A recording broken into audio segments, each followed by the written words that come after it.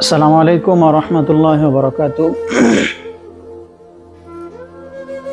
মনে খুবই কষ্ট যে আমি একজন প্রবাসী, কিন্তু আজকে চারজন প্রবাসীর মৃত্যু নিয়ে কথা বলবো।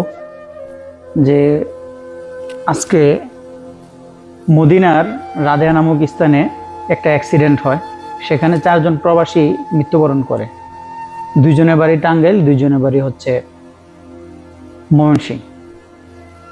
তা আমাদের এই সমাজ, আমাদের বাংলাদেশের মানুষরা প্রবাসীদের টাকা খাইতে খুব পছন্দ করে, কারণ প্রবাসীদের টাকার মধ্যে কোনো হারাম নাই।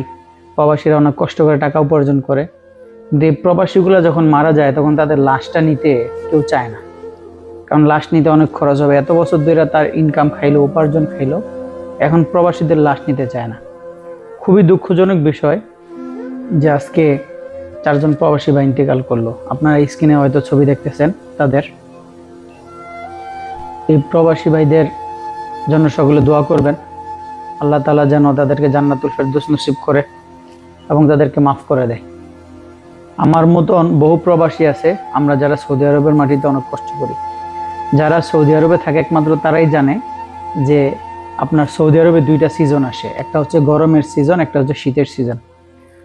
তো এই দুই সিজনে মানুষ একমাত্র, যেমন ধরেন আমি মসজিদে কাজ ইমামতি করি, পাশাপাশি অন্য কাজ করি, কিন্তু যারা একমাত্র ধরেন 1500 রিয়াল বা 1600, 1700, 1800 রিয়াল বেতনে বা রোজে কাজ করে সারাদিন বাহিরে থাকতে হয়, রোদ্রে থাকতে হয়। এই দেশের যে গরমের তাপমাত্রা 50 ডিগ্রি, সর্বোচ্চ 55 ডিগ্রি পর্যন্ত হয়ে যায়। এই গরম সহ্য করার মতো না।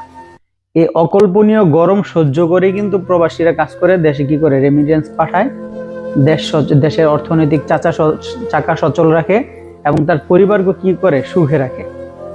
আবার শীতকাল দেখেন, শীতকালে আপনার আপনার 6, 5 এরকম হয়ে যায়, 5 ডিগ্রি হয়ে যায়, এত শীত পড়ে এই দেশে।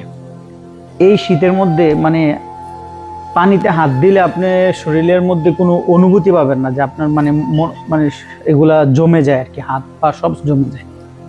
তো সৌদি আরবের দুইটা সিজন, একটা হচ্ছে গরমের সিজন, একটা হচ্ছে শীতের সিজন। এই দুই সিজনে প্রবাসীরা গরমের সিজনে সহ্য করার মতনও গরম না, আবার শীতের সিজনে এত শীত যে এটাও সহ্য করা যায় না। আর এত শীতের কাপড় পোশাক পরে কাজও করা যায় না।